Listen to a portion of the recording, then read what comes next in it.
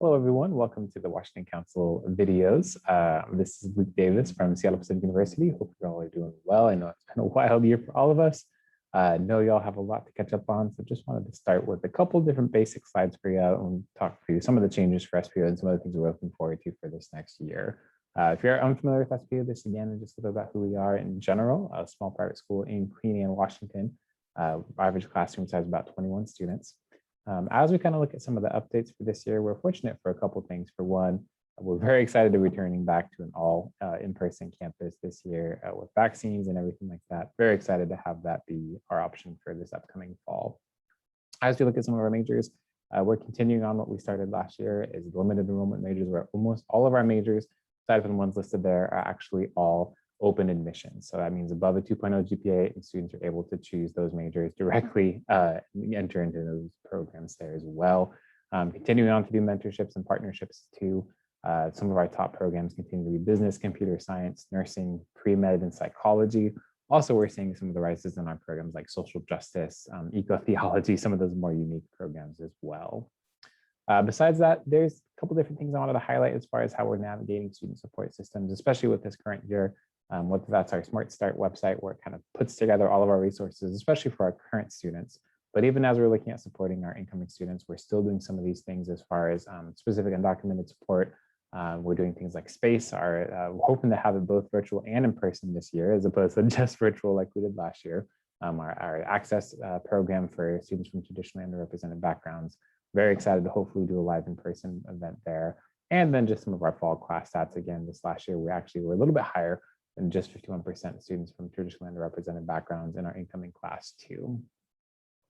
As we kind of talk about the application process, we're continuing last year, like a lot of schools, I think, and continuing to be test optional, which means it's up to you if you want to do it.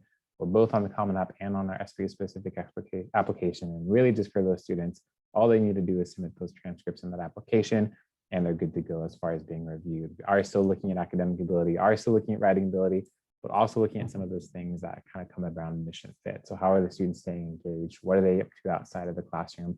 Those are all things that we're looking for when students do apply. One thing I do want to talk a little bit about, if students are thinking about applying test optional for us and ask, should we apply test optional? I always tell students, hey, really, it's up to you for one. But there are a couple different recommendations. If you are applying test optional, we are doing such things like providing letters of recommendation, and those can help the application. Scheduling an interview with someone like me or one of the other admissions counselors can help too. And if you're looking at particularly competitive programs, like I mentioned, like business or nursing, or concerned about getting invited to compete in our full tuition award, test scores can help as well.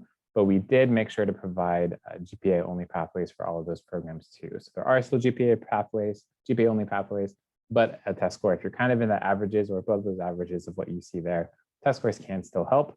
But for the rest of the application, especially, they are still optional. This is our timeline. November 1st is our early action deadline. Again, students that are able to get their applications and by then will get their acceptance letters and financial aid packets back before January, which is fantastic for them. And if you are able to apply regular decision, you'll be seeing that about March or April. And if you're kind of one of those that haven't seen this yet, one of the biggest things we did last year is actually cut our tuition by about 25%, cutting our tuition to about $35,000. And we're still giving out financial aid. You'll see our average financial aid there on this slide. This is applying for this current year. We're very excited to continue this tuition cut and really think it's going to be a great way to help students practically just be able to come and not have such barriers to attend the SPU as well. Here's a little bit about students' income levels, where they come in from. But again, we're still averaging about that financial aid packet there too.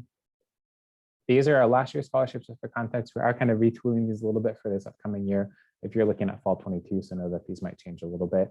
But these are just to give you a little bit of idea, whether that's merit scholarships based on the application, scholarships from students going to Catholic or Protestant high schools, or students that are involved in the College Bound program. We have a full tuition scholarship program for those.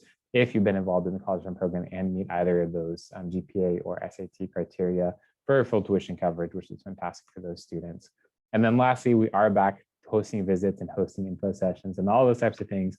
We're very excited to see y'all's faces again. So continue to be in touch with us. We're still doing virtual webinars. We're still doing Zoom visits. We actually find that sometimes an easier way to connect with students, so stay in touch with us there. But we're also back to touring campus, so we'd love to host you and show you a little bit about campus is like. Our regions for the upcoming fall, here's kind of our breakdown of the different Washington areas and who covers who. I'm covering Olympia through Vancouver still, so happy to continue seeing y'all's faces on the I-5 corridor there.